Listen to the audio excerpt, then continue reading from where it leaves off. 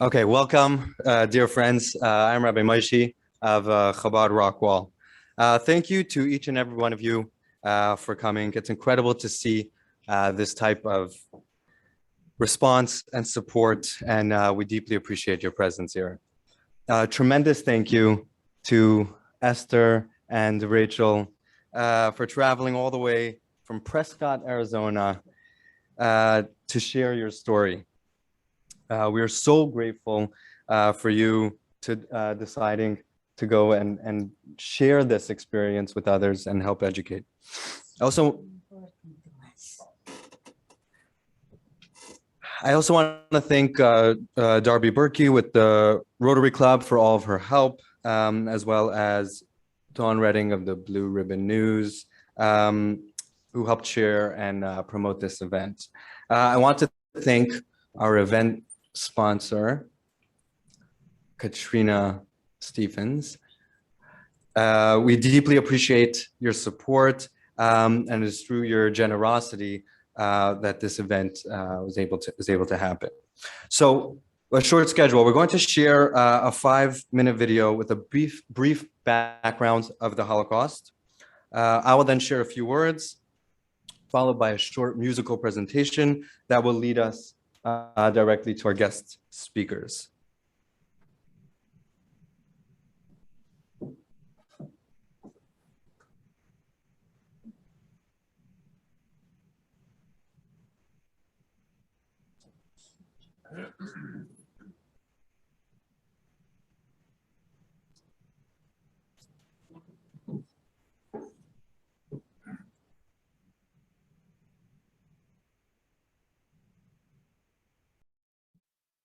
The Holocaust was the state-sponsored, systematic persecution and annihilation of European Jewry by Nazi Germany and its collaborators between 1933 and 1945.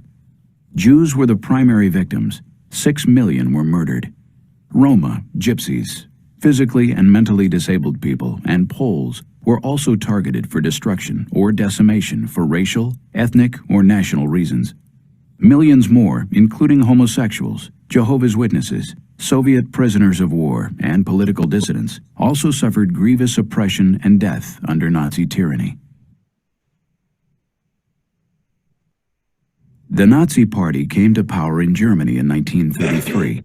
The Nazis believed that Germans were members of a biologically superior race, threatened with extinction through the struggle for survival with inferior races. They saw Jews especially as a biological threat to the German Aryan race. Adolf Hitler moved to extend German power in Central Europe, annexing Austria and destroying Czechoslovakia in 1938 to 1939. In the aftermath of the violence of the Kristallnacht pogroms, the Nazis instituted the first systematic roundups of German and Austrian Jews. They deported approximately 30,000 Jewish men to Dachau and other concentration camps after Kristallnacht. Germany invaded Poland in September 1939, beginning World War II. Within weeks, the Polish army was defeated. Britain and France declared war on Germany in support of Poland. Under a secret pact with Germany, Soviet forces occupied eastern Poland in 1939, but remained officially neutral in the war until 1941. The Germans killed or resettled hundreds of thousands of Poles in an effort to create new living space for the superior Germanic race. German families settled on the vacant properties. German authorities forced the Jewish population into ghettos, areas of cities where the Jews lived in horrendous squalor under German supervision.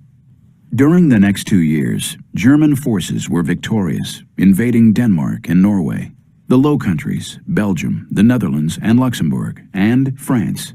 As German troops neared Paris in June 1940, Italy, Germany's Axis partner, declared war on Britain and France. Meanwhile, the Soviet Union attacked Finland, annexed 2 eastern border provinces from Romania, and occupied the Baltic countries, Lithuania, Latvia, and Estonia. Slovakia, Hungary, Romania, and Bulgaria, and later Finland and Croatia allied with Germany. In spring 1941, the Axis allies dismembered Yugoslavia and occupied Greece. In June 1941, Germany attacked the Soviet Union. German forces advanced deep into Soviet territory. This battle was also an ideological battle. Following German combat units, mobile killing squads, Einsatzgruppen, German order police battalions, and other SS units supported by units of the German army slaughtered Jews and other victims in mass shootings. They killed more than 1.5 million Jewish men, women, and children in mass shootings. German police and military authorities also killed Jews in mass shooting operations in occupied Yugoslavia and eastern Poland. Increasing Soviet resistance halted the German advance, preventing the Germans from capturing the key cities of Leningrad and Moscow. A second German offensive in the summer of 1942 brought German forces deeper into Soviet territory, to the southeast, to the Volga River, and into the North Caucasus region. As the German advance stalled in the east, Germany moved to consolidate its dominance in Europe. They also extended in 1942 the systematic killing of Jews to other territories they controlled or occupied. German SS and police officials established killing centers in German-occupied Poland, where the Jewish population was both relatively numerous and densely settled. They deported Jews there, primarily by rail, from all over German-occupied Europe. Carbon monoxide gas, or Zyklon B gas, hydrogen cyanide, were the primary methods of murder. In late 1942 and early 1943, Soviet forces counterattacked and began liberating territory from German domination. In the West, Allied forces invaded Sicily and the Italian mainland that summer. In June 1944, Allied forces landed in northern France, beginning the liberation of Western Europe. Meanwhile, from the east, Soviet forces reached Germany's eastern borders. As the Allies forced German troops to retreat, Allied troops began to encounter tens of thousands of concentration camp prisoners. In an effort to prevent large numbers of prisoners from falling into the hands of the Allies, the Germans forced the evacuation of many camps, compelling thousands of prisoners to march into the interior of Germany. Prisoners called these forced marches death marches. By the spring of 1945, conditions in the remaining concentration camps exacted a terrible toll in human lives. Overcrowded, filthy, with few supplies, these camps became sites of mass death. Around half of the concentration camp population in January 1945 died before the war's end. World War II ended in Europe with the unconditional surrender of German armed forces in May 1945. In addition to millions of other victims, Nazi Germany and its collaborators murdered close to 2 out of every 3 Jews in Europe. Hundreds of Jewish communities in Europe, some centuries old, disappeared forever in the massive crime we now call the Holocaust.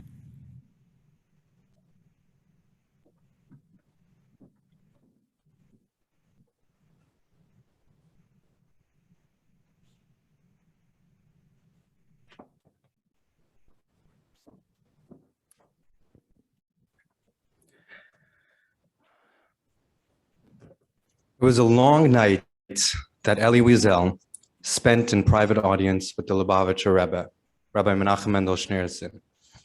He's a spiritual leader of our generation and my teacher and mentor. And Elie had grown up in the Hasidic Vizhnitz court in Eastern Europe, and he had survived Buchenwald death camps. And he came to the Rebbe to pour out his heart. He argued, he accused, and he abdicated God. His anger, his pain, and his anguish spilled forth.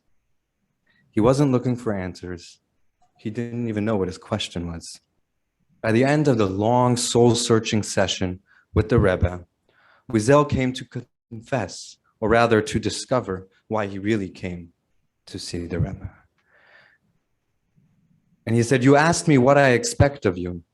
And I said, "I expect nothing," Wiesel tells the Rebbe, "but I was mistaken. I want you to make me be able to cry." In the original Yiddish version of the book that came to be called Night, Wiesel recalls how the death of his father in Buchenwald had traumatized his capacity for tears. "The light of his world was extinguished," he writes, "but I did not cry. And this is what causes me the most grief, this inability to cry. The heart had petrified. The fountainhead of tears had dried up.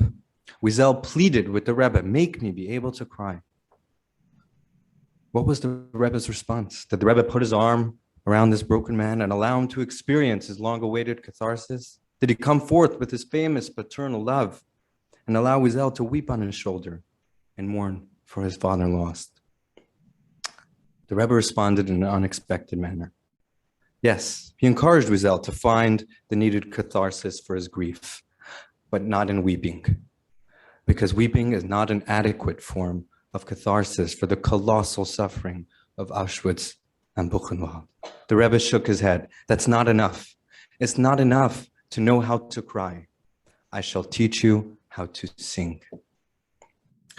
And tonight, my dear friends, we are gathered not to cry. We are gathered to sing.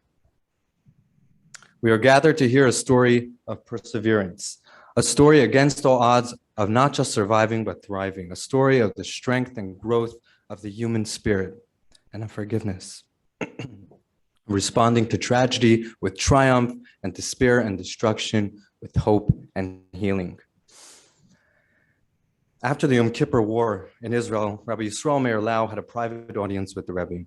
The Rebbe asked him what was the mood of the people in the Holy Land. And Rabbi Lau responded that the people were dejected. So many soldiers had lost their lives in the war, and they were worried. And the Rebbe replied, the Jewish response to tragedy is not why me, but what now? We don't ask what will be. We ask what can we do? In Hebrew, the word for why, lama, can also be read as lema, for what? Tonight, we will hear a story of forgiveness, and we will hear a song that will hopefully move us to ask, what now?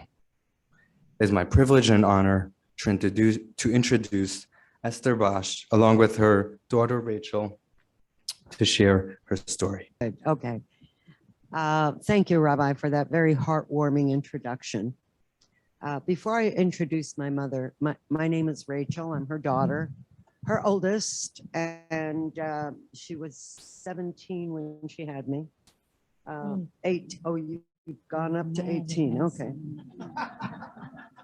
In any case, when I was first approached about possibly doing a documentary of my mother's story, I said no. I had no interest in that. I felt like there were enough movies and enough books with skeletons and ovens, and I couldn't see that. It took me a while to realize that the reason I couldn't see it is because it doesn't describe my mother. Yes, my mother went through all the tortures that you're going to hear about, but somehow her love of God shielded her, is the only way I can honestly say it. And I'm very fortunate. I used to think everybody's mother was like mine. I used to think that everybody's mother got up at 3 o'clock to finish that cleaning and the cooking so that when the kids got up, she could play with them.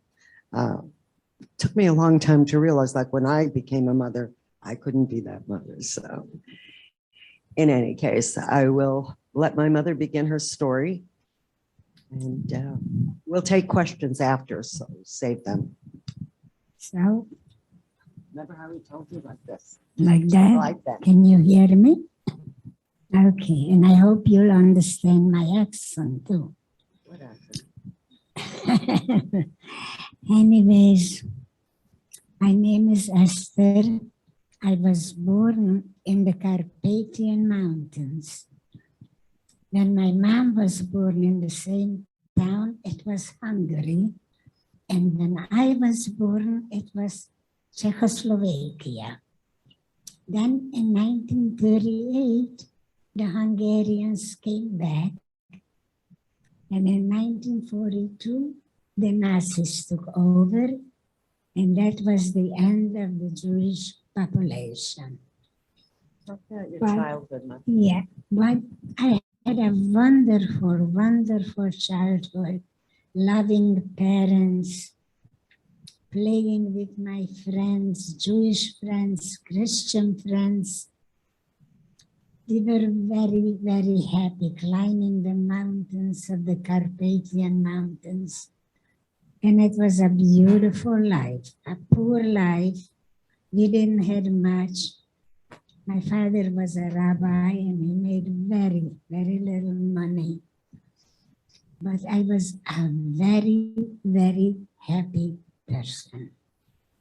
Until the Nazis came, all of a sudden my Christian friends called me dirty Jews. I did not understand how I was clean yesterday and today I'm dirty. And they just didn't want to have nothing to do with me. And when I went to school, you see, soon as the Nazis came in next day, we had to wear a yellow Star of David. In the middle it was said Judah, Judah. I really didn't understand it when I went out on the streets. They beat me up because I'm a Jew. But my father, who had a beard, they were pulling at it until blood was coming out. And he had to go home and cut off his beard. He couldn't take it anymore. That was very dramatic for a rabbi. And we were tortured like for 6 weeks in our hometown. What about school, Mom? What happened at school? When I went into the school next day, the teacher threw me out. He said, Jews are not allowed to have a higher education. You better get out of here. So I did not. How old were you? At that time, I was 14. I didn't even finish my 8th grade. And I was thrown out. And for 2 years, we were suffering like that. Yeah, this is good. And that is bigger than me. So anyways, after 6 weeks, they took us into a ghetto. They made like a 4-square street, and they put those Jewish people in the ghetto. Just so happens that the house that they put us in was right across from the house that we lived in. We were just watching all our neighbors who were our good friends, taking everything we wanted, they wanted. Although there was one good neighbor that risked his life coming out and calling out my father's name and threw over a piece of bread. He knew we were starving. If he would have been caught, he would have been shot on the spot. What was your father's name? Moishy, Morris. And so we were tortured in the ghetto. We had to dig up dirt, even though, you know, it wasn't necessary, but they were just wanted to watch us suffer. What And was the house like? there was 2 bedrooms in one house. They put in 5 families. Most of them had 4, 5, 6 children. I was an only child, so it wasn't too bad for us. But it was very, very bad. Before they took us in the ghetto, they took us to the main synagogue in my town, told us to take our quilts, our pillows, 1 suitcase with 1 set of clothing. Then we got into the synagogue. They took all the pillows and tore them open. The synagogue became like a snowstorm from the feathers. They thought maybe that we had some jewelry or money in the pillows. So they tore them all open. It was very traumatic to see the synagogue. this way. What about the suitcase? They took away the suitcase. Soon as we got into the ghetto, they left one set of clothing for us. Anyways, after 6 weeks, they put us on a train. It was May 22nd or 3rd. And by the time we got off the train at Auschwitz, it was my 16th birthday. May 28, 1944 is when I got off the train at Auschwitz. They took right away my father to the right, which later I find that was straight to the gas chambers.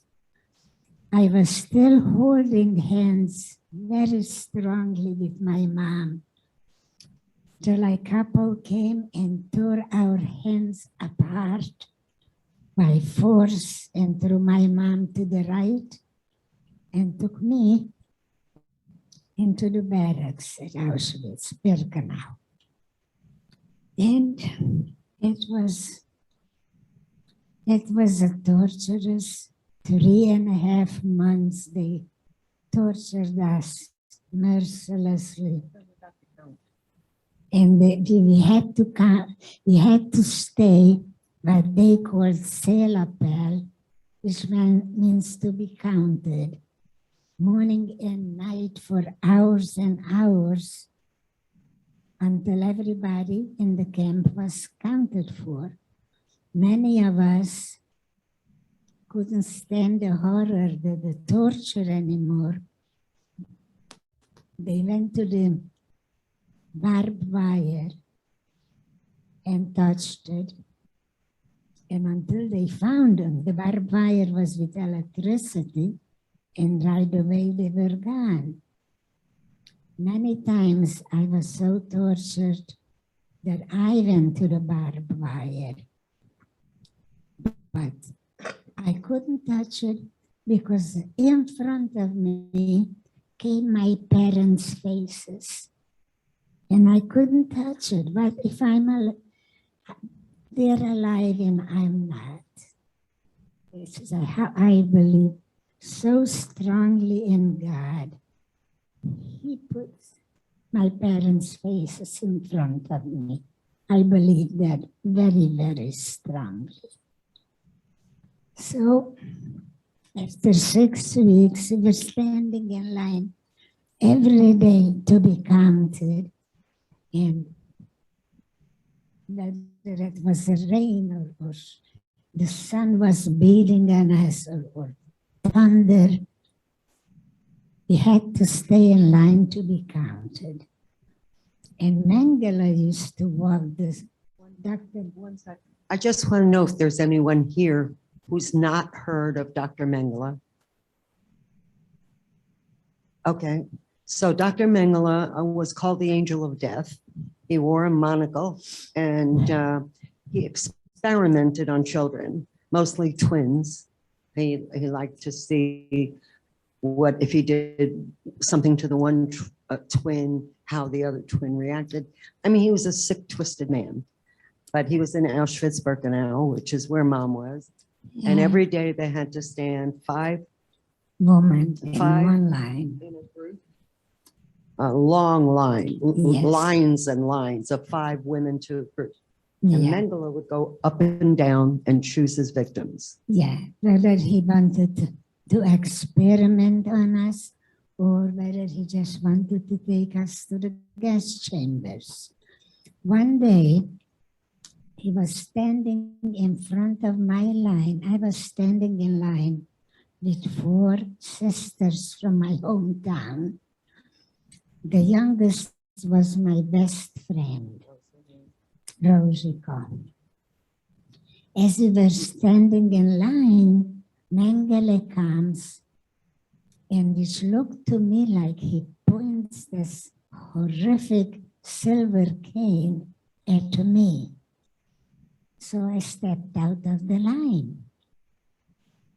He took that silver cane, pushed it into my belly button, which sometimes in my nightmares I still feel the pain, pushed me back to the lane and took out my best friend and took her away. When we went into the barracks, this mean capo hollers out, does anyone have here the family that was taken away? And the three remaining sisters says, yes, our little sister was taken away. And she, with this mean voice, says, you see the chimney smoking? This is where your sister is. I have guilt feelings up till today because I thought I was supposed to be there. And So, if, yeah, go back if you would to when you got off the train, you've been separated from your parents. What was the next step? we went into the barracks. Okay. Did they do the shower first or? First the shower. We didn't know. Later we find out that when we go into the shower, sometimes water is pouring down and sometimes gas. I guess I was among the lucky ones. Shower was coming down, cold shower. And it was very, very bad. What did they do? Yeah. Did they shave your face? Yes, they shaved my head, my whole body, and they threw everyone one piece of clothing.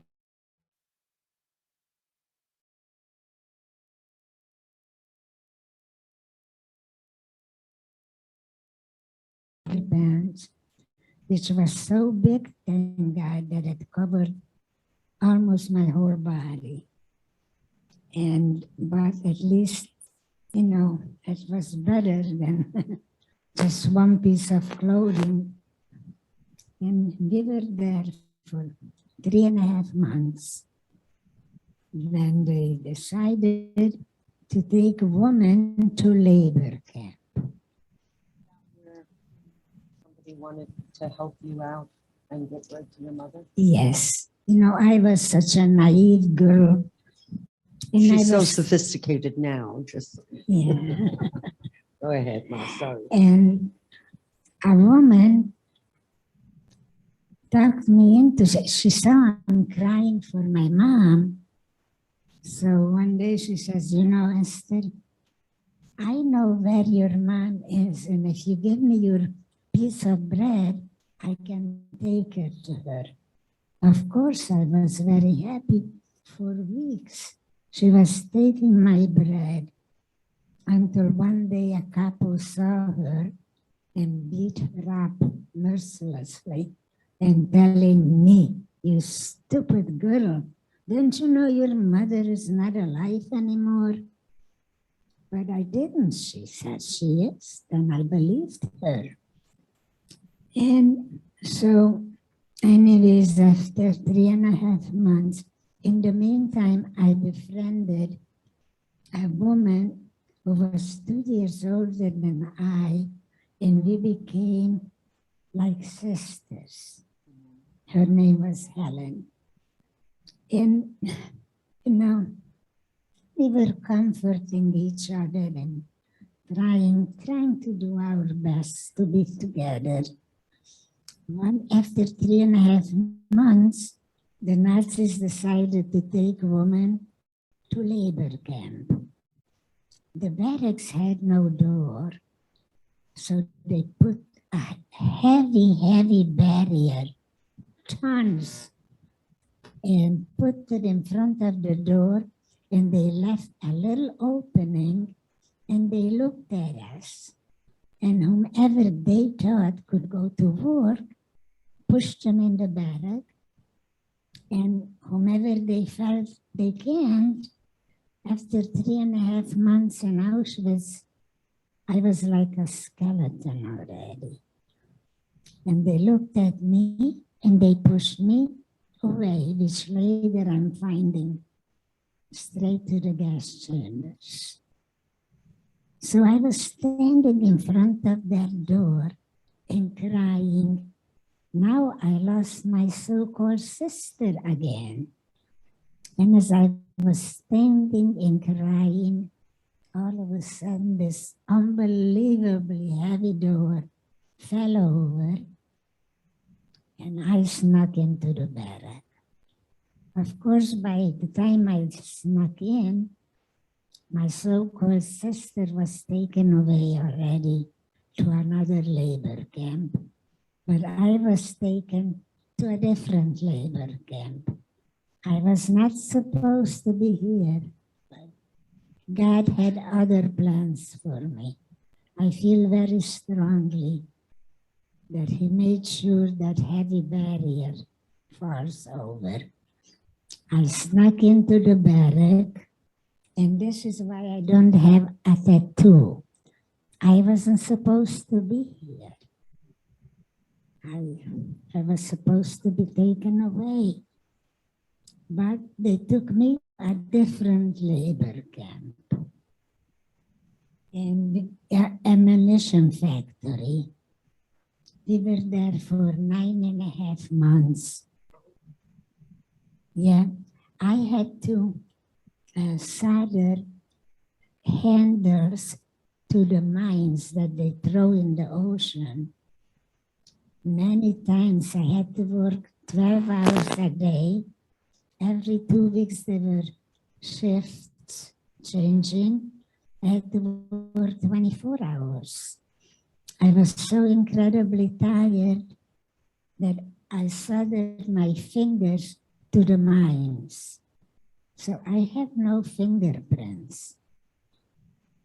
But thank God the United States still took me in. I could have been a criminal for all they know, but thank God, yes. So anyways, yeah, we were still had to stand in line for our food and still had to stand in line to be counted. So one day I'm standing in line for my food, and all of a sudden this woman stands in front of me, and I look at her bowl, and it's already dirty. So I says, listen, I didn't have my food yet. And she says, yeah, but I'm still hungry. And we were arguing back and forth. A couple came, a Nazi came and beat me up mercilessly. I was so sick, I crawled into the barrack. I couldn't get up next day. For a few days, I had to lay in bed. Thank God in the labor camp, we had a good couple. And she decided to go to work for me so they could be counted. And this is how she saved my life. So just to clarify, capo was a person that was given charge of a barrack or a situation.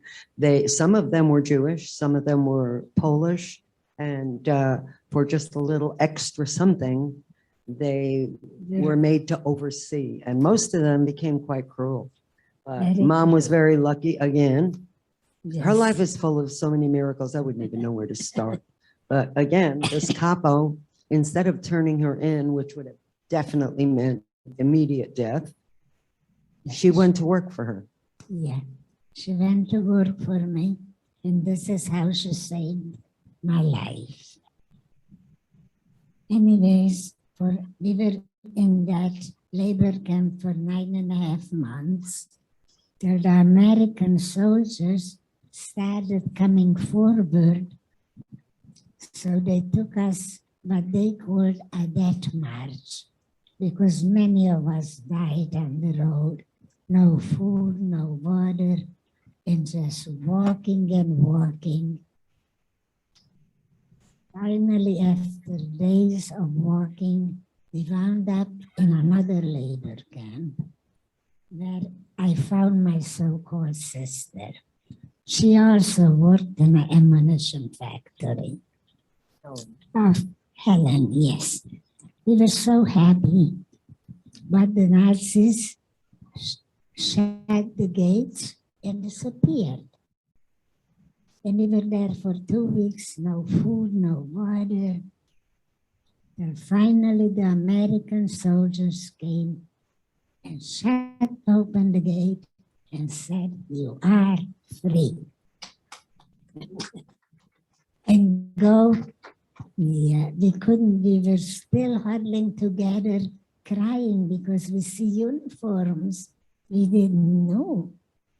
But thank God they found us a Jewish soldier that told us in Jewish, "You are free, go into town, take whatever you like." So I went to town, but I didn't want anything. I thought I'm gonna go home, find everything, find my parents. But I picked up a big jar of honey. Grows and grows every time she tells a story. Anyways, I lifted up with my fingers. And by the time I got back to the camp, I was so sick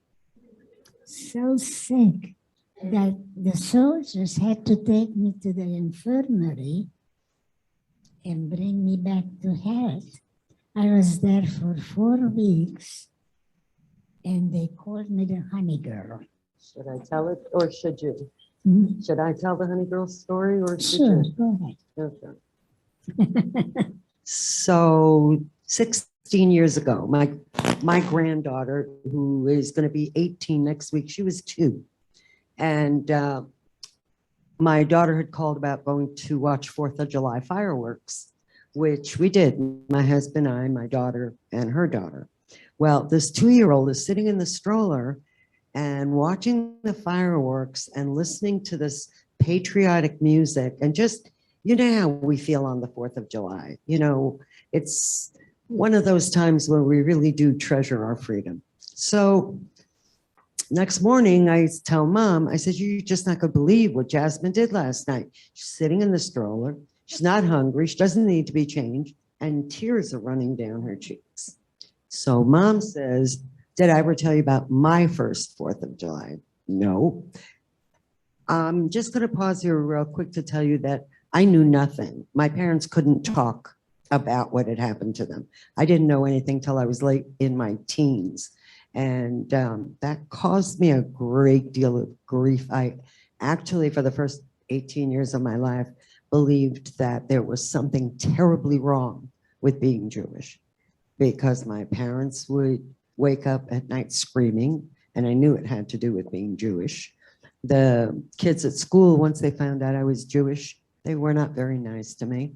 So I actually believed most of my life that there was something terribly wrong with being Jewish. Anyway, Mom tells me of her first 4th of July. She says, "Rachel, I was sitting there and I didn't understand the language. I didn't know what was going on. But all of a sudden, my face is wet with tears because the American soldiers celebrated the 4th of July the way we do, you know, beer and fireworks and fun and flags all over." And she said she didn't understand why she was as moved as she was. So she's telling me this, and of course I've got a lump in my throat. And she says, "If I could only meet one of those soldiers, it would be the happiest day of my life." So the internet was pretty new, but I was familiar with it. So I dug around, and after several weeks, I came across the 84th Division. The 84th Infantry was the division that rescued this particular camp. And they were going to have a reunion in the Midwest, and they had a contact phone number. So I called it, and the guy on the other end says, "Gee, I'd love to help you out, but I don't think there's anybody left. We have 18-year-olds on up, but you're talking about World War II. I said, "If I write a letter, will you post it?" He said, "Absolutely." So I did. A few weeks later, on a Sunday morning, the phone rings, and this guy says, "Hi, My name is Max Lieber, and I read your letter, and that's about as far as he got. I just froze. I couldn't believe that I had a soldier on the other end of the phone. I had to give it to my husband. I was so shook up. Anyway, Max Lieber came a couple of weeks later. He lived in New Mexico. We lived in Arizona. You know, he jumped in his car to come meet Mom. And he was a treasure. There's just no way to describe this man. He's been gone a few years and we miss him dearly. But anyway, so every time we would go to New Mexico or he would come to Phoenix, we always had a bunch of friends around because they told stories and shared things. And one day we're sitting in his living room. Max turns to Mom and says, "Esther, do you like honey?" And she said, "Not anymore." And he said, "I know why, because you're the honey girl."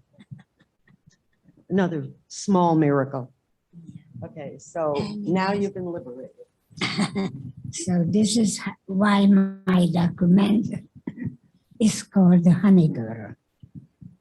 Anyways, yeah, we got liberated. Yeah. And in September, the soldiers were still there. They liberated us April 14, 1945. They were there until late September to take care of us. We were all like skeletons. They were not going to leave us there like that. Anyways, in September, they put us on a ship because the Czechoslovakians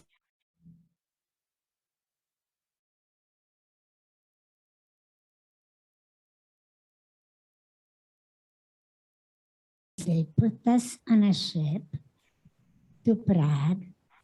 From Prague, we got on a train towards Budapest, the capital of Hungary, and we had to get off the train to take another train to my hometown. So as I get off the train, the only cousin that survived of a family of 35 people, he was liberated first. So he came to the train station every day to see who's coming home. And I got off the train station. He was very happy to see me, but he says, "Esther, no use for you to go home. Nobody is left. The Russians even took over your house. So you have nowhere to go. But we have an uncle in Israel. It was Palestine then. And I have a very good friend who is taking orphans towards Palestine illegally. And I'll introduce you to him, and he'll take you along, and he'll help you find our uncle." I said, "Okay, what else can I do?" Now he introduced me to him, and as was the usual thing at the time, "Where are you from? Where are you from?" And I tell him the name of my town, and he says, "Oh, I had a great uncle there." I says, "Who was your great uncle?" Then he told me it was the Sapinka Rabbi, was his great uncle. I was so impressed. I was in awe of him. I think I fell in love with him right then and there. Just thinking if my parents would know whom I befriended, how happy they would be. And so he was taking 60 orphans towards Israel.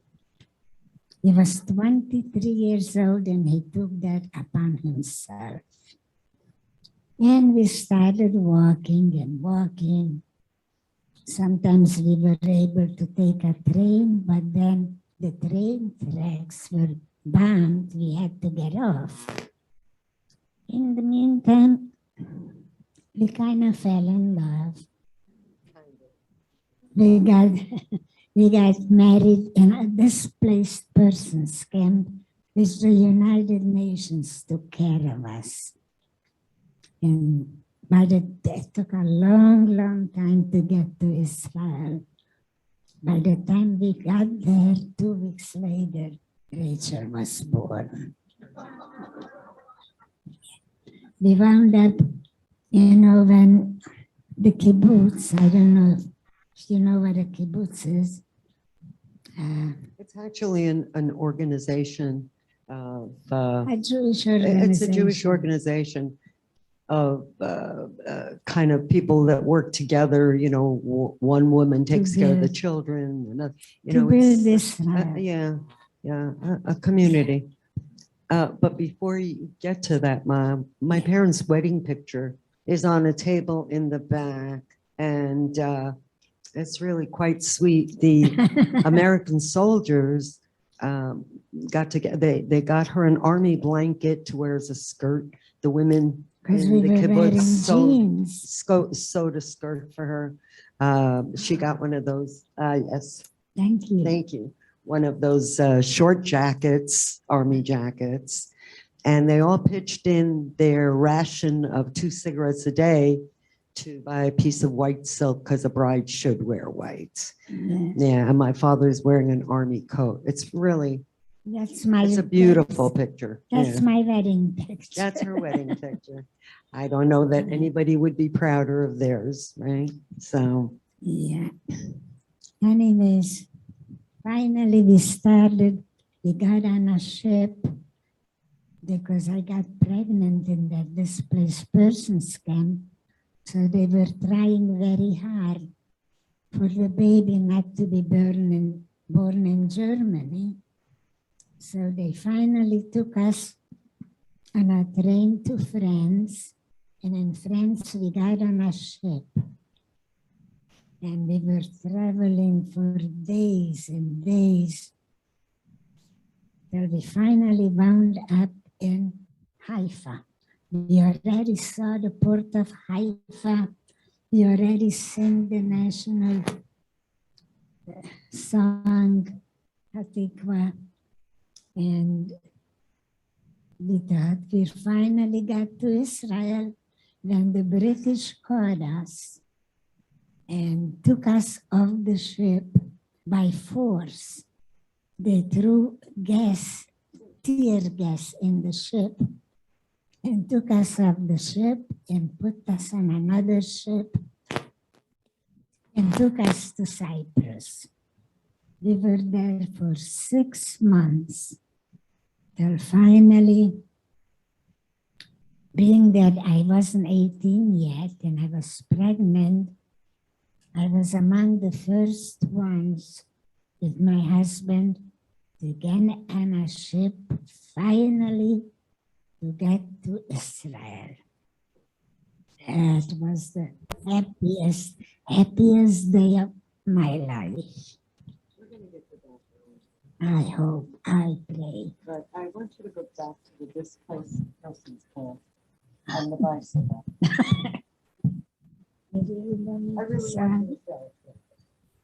You see, after we got married 3 months later, I got pregnant. And of course, the kibbutz didn't want the baby to be born in Germany. But before that, I had a neighbor who had a bicycle. So I asked her to borrow it. I wanted to impress my new husband that I know how to ride a bicycle. I get on the bicycle and I holler, Joe, Joe, look. And as I'm hollering, I fell down and I broke my knee. And they took me to the infirmary in the camp. There were only German nurses. And as I was on the bed, I threw up. And the nurses say, "Dad, are you pregnant? Are you pregnant?" I didn't understand. So they took me up to the third floor where there was a Hungarian doctor. And he tells me, you're pregnant, right? I says, why would I be pregnant? He looks at my finger. The United Nations gave us a little gold band, thin gold band.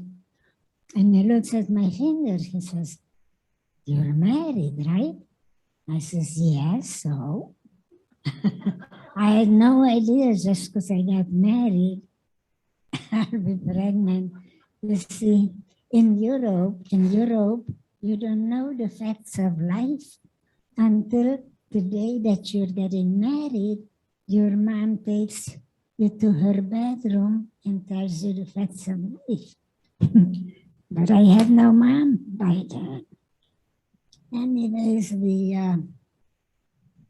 finally got on the ship to go towards Palestine, and then we got caught in Cyprus. But finally, we made it to the Holy Land.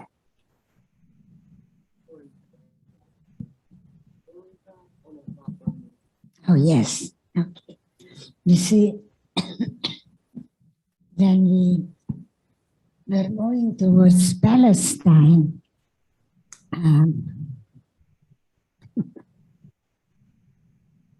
We had to go. We couldn't get from Palestine. We were going to the United States, but we couldn't get a visa. We had to wait for a visa for years.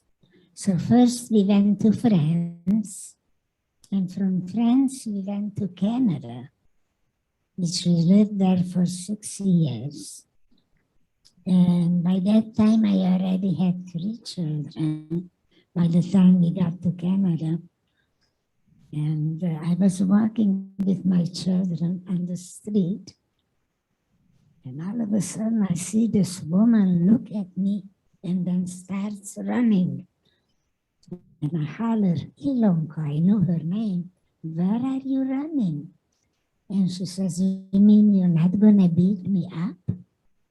I says, why should I? You were hungry, I was hungry, but now we have a full belly. And the one that I got beaten up because of her. We became such good friends. She took care of my children when needed. I took care of hers. We became the best of friends. Finally, after 6 years, we got the American visa and we came to Brooklyn. We lived in Brooklyn for a while, and one day we were walking on Coney Island Avenue, and we see a new bakery. And my husband says, why don't we go in and see if we can afford something? We really had not much money. And we walk in, and we both holler, Branya. That was the couple's name, that because of her, I'm still here. She saved my life. And my husband hollered Branya because she was from the town where he was brought up. So, the mirror. Yeah. Small world story. Yeah. Yeah. We were in Phoenix, and Mom needed some legal advice. And in the senior center, They had volunteer lawyers that could help you if you had a problem. So Mom and I take a walk down the block to the senior center. We walk in, and she says, that's not the man I saw last time. I said, okay, but he's a lawyer. Okay, so we walk in, and the man says, hello, my name is Henry. And before he could say another word, I said to him, where are you from? And Mom looks at me like, Rachel, that's rude. And he says, well, you will never have heard of the town. It's in the Carpathian Mountains. His family owned the only grocery store in town. where you got coffee and oil because everything else you grew. Yeah. And her uncle was the only dentist in town who took care of Henry. I mean, The only person that I met from my hometown. Nobody. but I have to tell you a very sad story. Henry, when he came to the United States, he left Europe behind him. He never spoke of it. His kids knew very little about it. And one day he tells mom he's going back to their hometown to visit his father's grave. And when he came back, and this was a very stoic man, very European gentleman, Yeah. and they sit down and he starts crying. He had gone to his, he went to his father's grave stone, and the entire Jewish cemetery had been dug up, and they had built a sports center on it, and the headstones were being used as pavers along the. Yeah, mom has never wanted to go back because to her, they didn't want her. She doesn't want them. Well, you see, his father was liberated with Henry together. So they went home.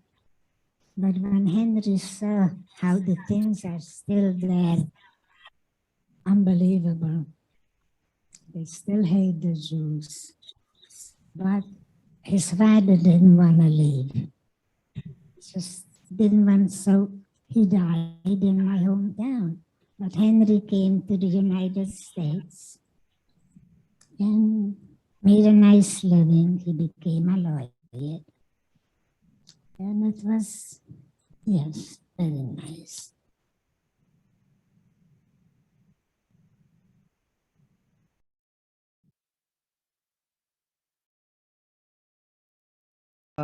Joined the Haganah, which was the ragtag army, and helped to make Palestine the state of Israel. So he went, I mean, think about it, his travels from Europe.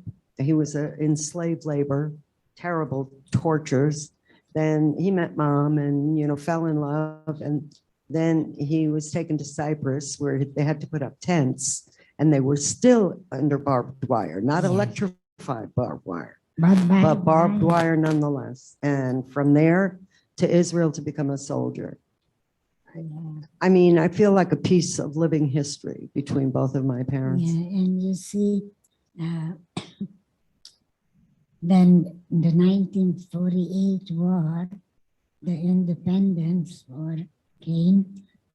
Next day, my husband and 3 of his brothers went into the army right away. And one of his brothers died.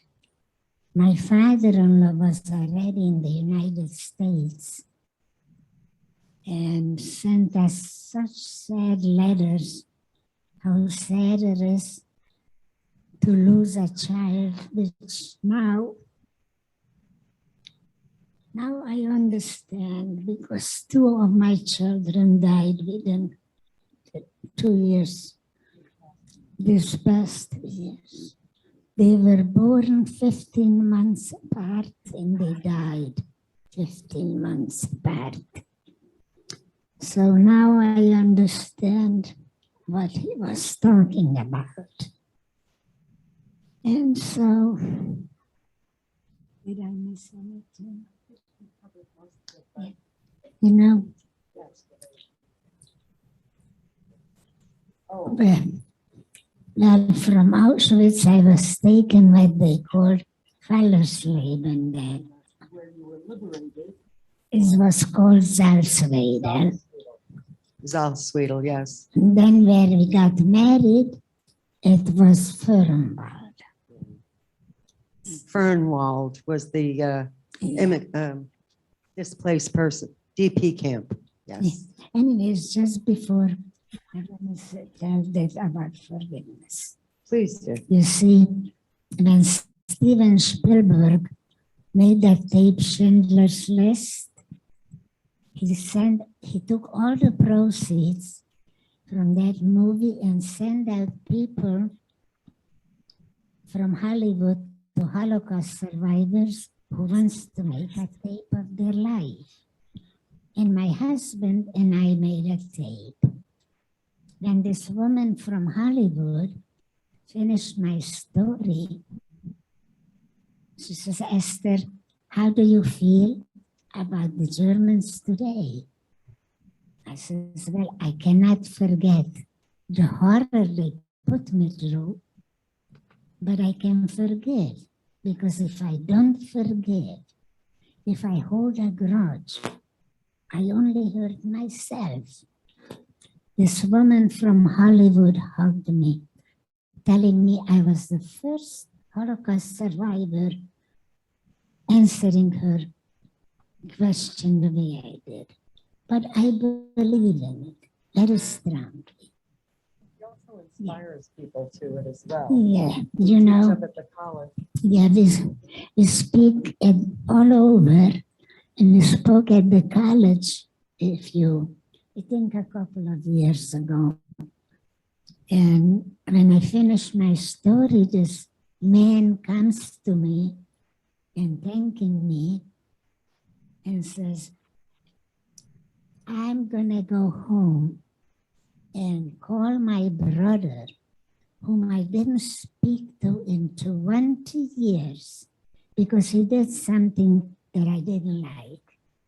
But if you can forgive the Germans, I'm gonna go home and call my brother. Can you imagine how good that made me feel? I did something worthwhile, you know? But I believe it. Absolutely. Also, I don't want to make a big thing of it, but I do want you guys all to know that we are working on this documentary. It's a homegrown project, and we're still needing funding because I think this documentary is exceedingly important educational tool. That's what it's going to be used for. And so anyone that feels they can contribute anything, the business cards have my phone number and a PO box and any information that you want on it. So any funds would be tremendously appreciated, and we can get on with this film. And again, I open the floor to questions, especially from the young ones. Because you know what? I'll tell you why. Because they're the ones that are going to be making the decisions. They're the ones that have to know what happens when something like this happens, why it happens, where it happens. I mean, it really starts with, to me, seems it starts with the question, you know, are you proud of who you are, of your race, of your religion, all of that, which is a wonderful thing. We all should. But do you think that yours is better than anyone else's? That's where the problems come in. So that's what we're fighting. No questions? All of that talk? Yes, ma'am.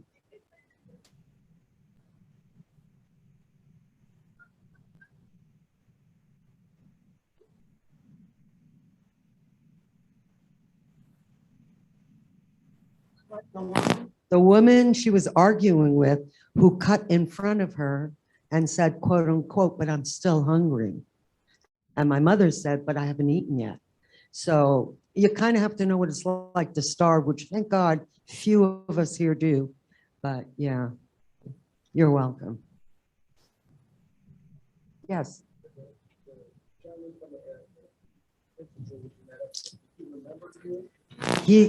I didn't finish the story. Duh. We're sitting in his living room, and all of a sudden he looks at mom and says, Esther, do you like honey? And she said, not anymore. And he said, I know why, because you're the honey girl. He remembered. Yeah, he remembered me. Yeah. I don't know Isn't that how. crazy? No. First of all, she was terrified. They were all, when they were liberated, they all ran to the back of the camp and huddled because here are They were uniforms. crying. Here They are were uniforms. horrified. Yeah. Yeah. Well, you must have told it very well because no one seems to have a question. Oh, up. Yes.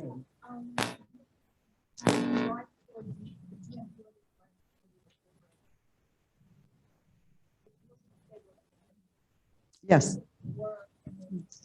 No, they were sent there on a death march because the Allies were approaching and they didn't know what to do with the remaining Jews. So they put them on a death march to another camp so they could keep them all together and locked it up and left.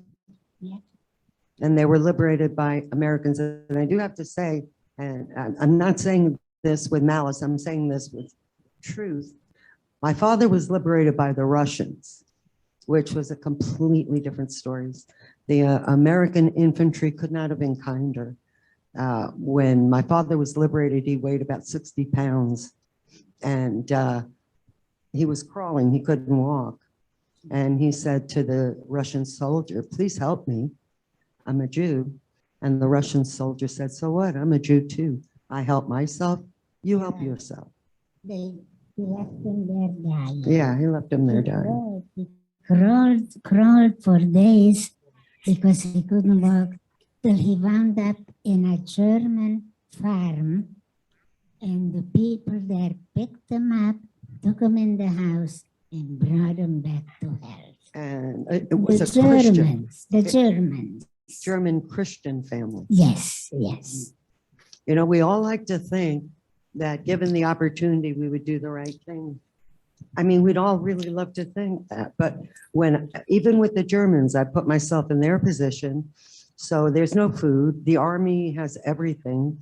The common people have literally nothing. And then a Nazi comes to you and says, if you tell me where you're hiding the Jews, you can have all their stuff. That's quite a quandary. I don't know how many of us all can tell ourselves 100% Yeah. what we would do, right?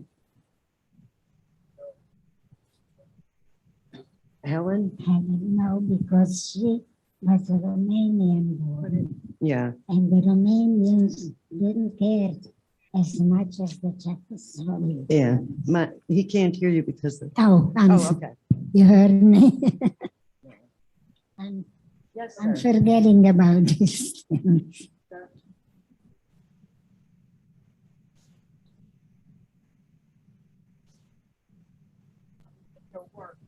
Yeah. Work in the munitions factory. Yeah, it was one of those heavy. They had to attach, her job was to attach the handles onto mines, which they threw in the oceans to blow up submarines. And That was her job. to pick up that mine, which was heavier than I was. And that was very, very difficult. It was very hard work, but I made it. I believe in you see, I'm not religious anymore. I used to, but I got away from it. But I believe in God so strongly. If not for God, I wouldn't be here. I believe that very, very strongly. You see, I don't have anything from my parents, not even a picture. Everything was taken away. But what they taught me, to be good, if you can't do anything good, don't do anything bad. Believe in God very strongly. Love people. Think positive, and you're going to have a happy life. By the way, we have a very happy life. Yes. We go dancing 3 times a week. All the good-looking guys walk right past me and ask her to dance. I'm only 95, so I might Yeah. as well have fun. Yeah, I can't keep up with her. Not at all. So, Yeah. oh, and if you have a minute, there is a binder in the back that if anybody wants to leave me their name and email address, because I can keep people posted on the documentary and how it's coming along. So, yes, ma'am. 50, how many years were you guys married? 58 years. On our 2 weeks before our wedding anniversary. My husband was already so sick, he couldn't even speak. But all my children were around in the house, and he called with his finger over my younger daughter and whispers in her ears, Granny, today is our anniversary. You better go get Mom a dozen roses. Who even thought of anniversaries or anything? Everybody was very sad, and that's the kind of man he was. Rabbi, do you have our, Yes, sir. oh, I'm sorry, go ahead. No, I don't see him. I saw him, but I don't see him. I was just gonna make a comment that my husband's mother from Poland, from the river, and he had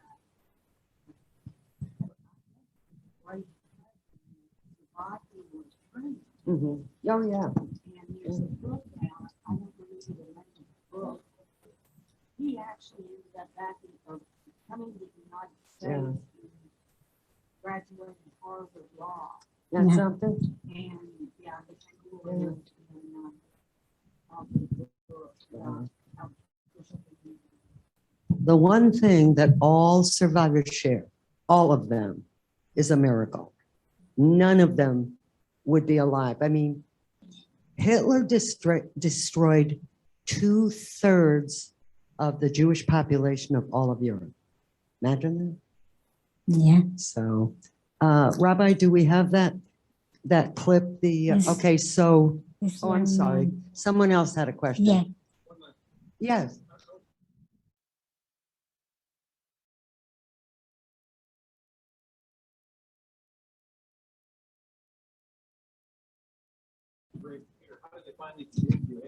Because of the Jewish soldiers that explained to us, and then they were so friendly and so good to us.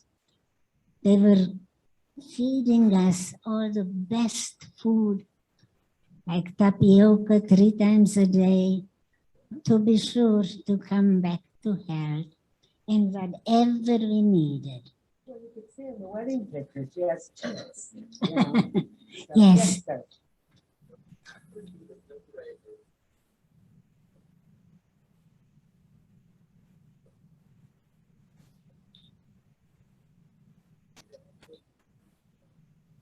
How long did it take you to trust the fact that you were free?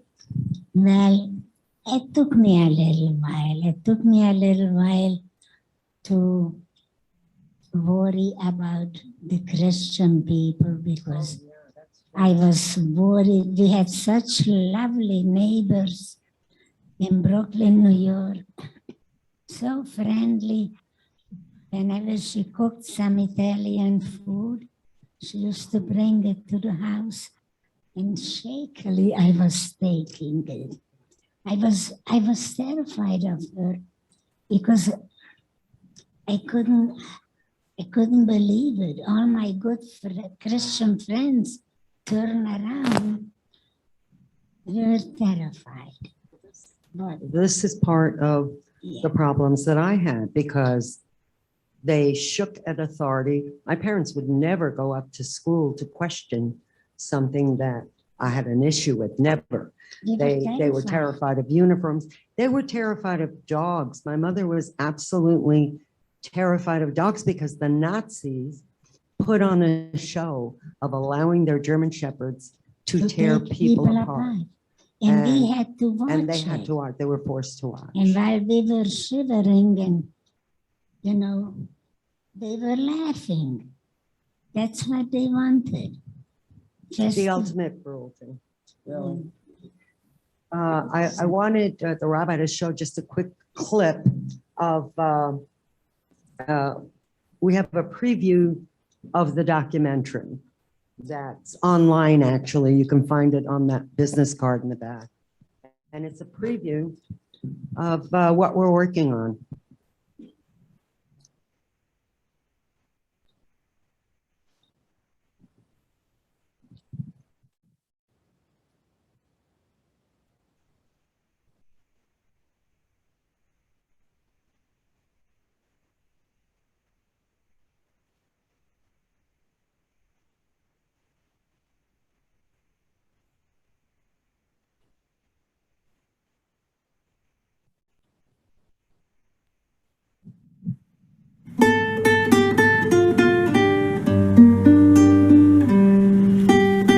I did not want another film comprised of ovens or skeletons. I had a very, very happy childhood. I played with my friends, climbed the mountains, the Carpathian Mountains in Iceland, the whole mountain with grapes, strawberries, blueberries. And I wanted to be the first one to pick them. So I was climbing faster and faster. But when the Germans came in, that ended.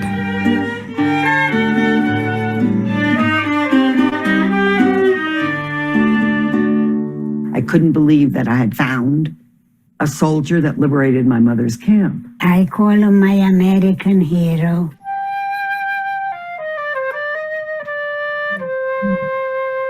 Max Lieber, who shut open the gate and said, "You are free."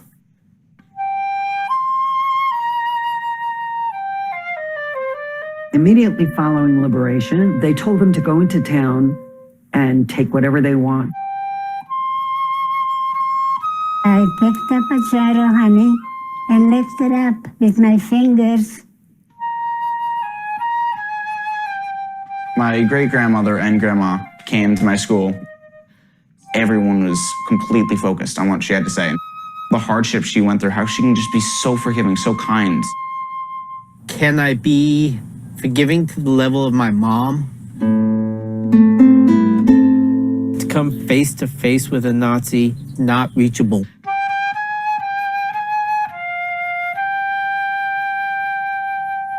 I make a distinction between so-called forgiving. It's more important to build a better present and future. When I am doing group and I'm with a room of addicts who are trying to get clean, who are resentful, sometimes I can't help myself but to tell them about my grandmother.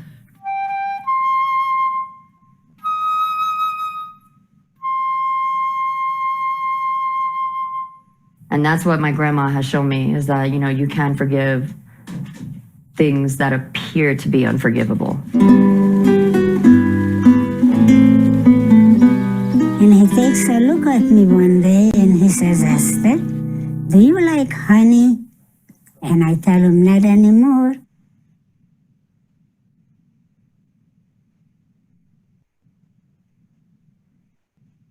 Time, is it okay?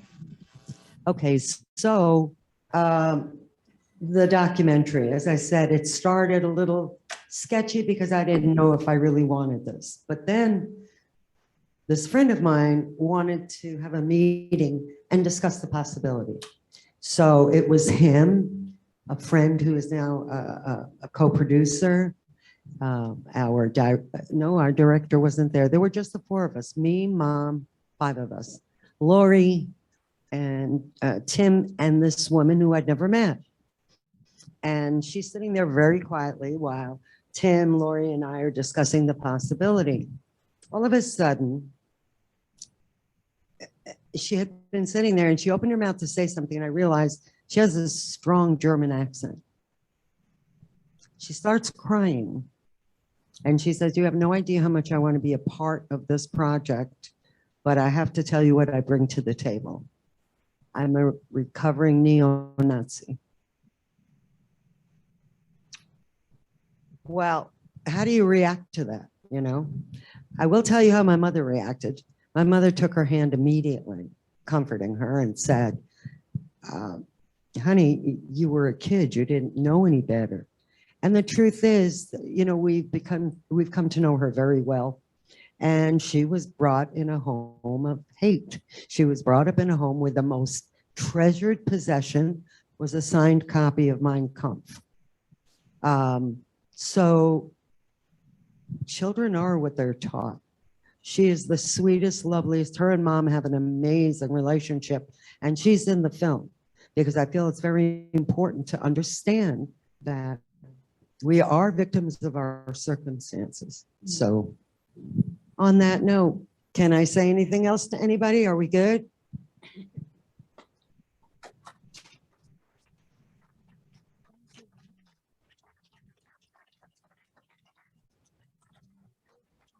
really appreciate you all very much for coming.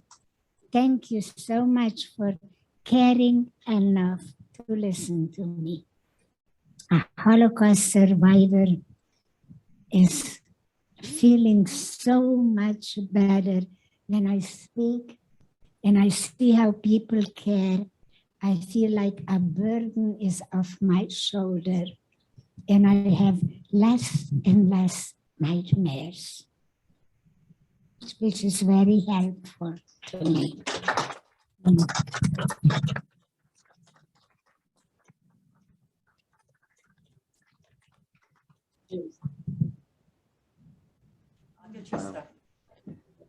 Wow, this was really moving and amazing, and I'm sure I speak on everybody. I want to take this opportunity just once again to thank Rachel and to thank Esther for coming out and making this trip.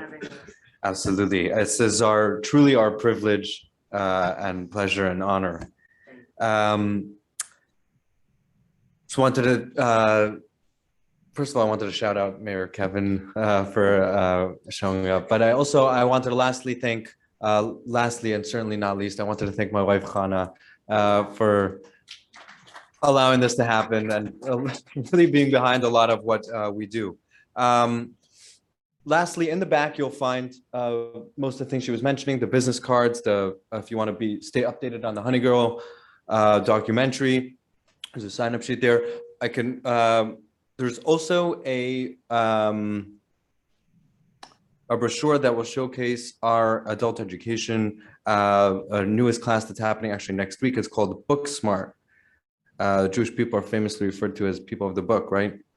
But what's actually in the books? So to find out more, you can check out those classes as well. Once again, thank you everyone for coming, and this is truly a pleasure. Thank you.